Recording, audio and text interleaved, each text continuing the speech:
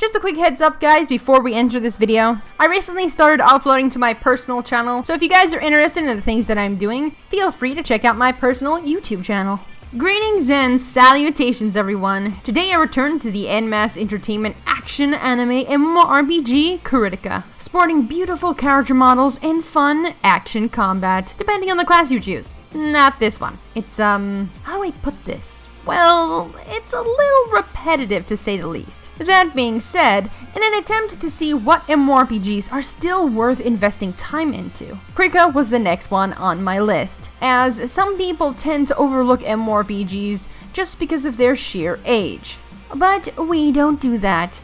Be it an old MMORPG that was released 10 years ago or one that was released just yesterday, it's all the same. We will check them out eventually and see whether or not they still hold up. We'll suffer through these games and find out what is, at least in our opinion, worth investing time into. But before I go any further, I would like to point out that Kritika is much like other MMORPGs you may have heard of, like Soul Worker Online, Rusty Hearts, and or Closers Online.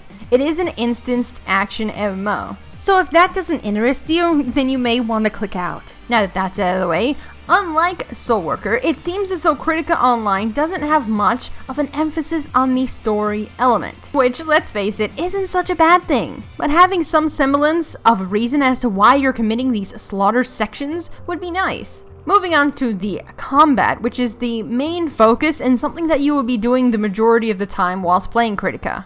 The areas you visit, much like Closers and Soul Worker, often repeat the same zone multiple times. However, unlike in Soul Worker's case, where the regions are in the same zone but change somewhat, Kritika's regions stay exactly the same, and you're forced to repeat these zones multiple times, which can really add to the repetitiveness of this game.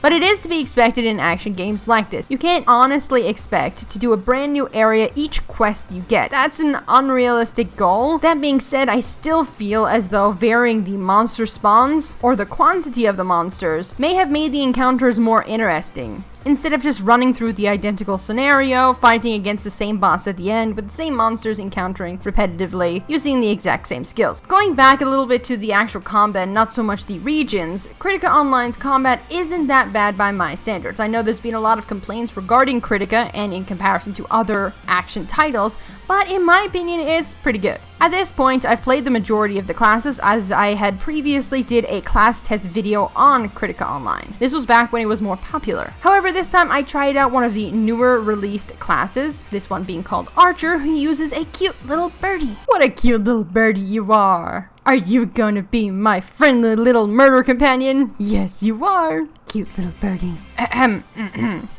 Anyway, one thing to note with this new class is firstly, she won't shut up.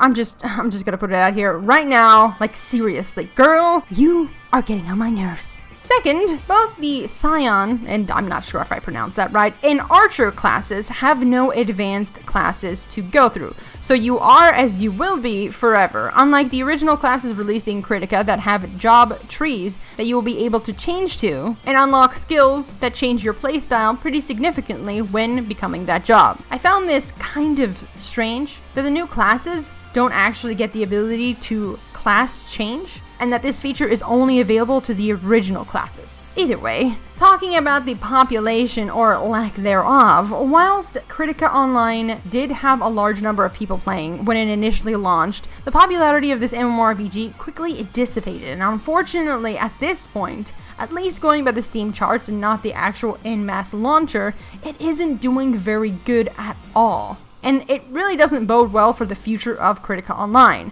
Despite the population numbers, I would have to say that Kritika is by no means a bad MMORPG. The only negative that I could possibly say to this game is that it gets repetitive rather quickly, even for an action title. As I know, they do always tend to get on the repetitive side. All in all, I would have to say I like Kritika Online. I just feel as though titles like Soul Worker Online and Closers Online do it somewhat better. Well, at least talking about burning Soul Worker and Code Closers, that is.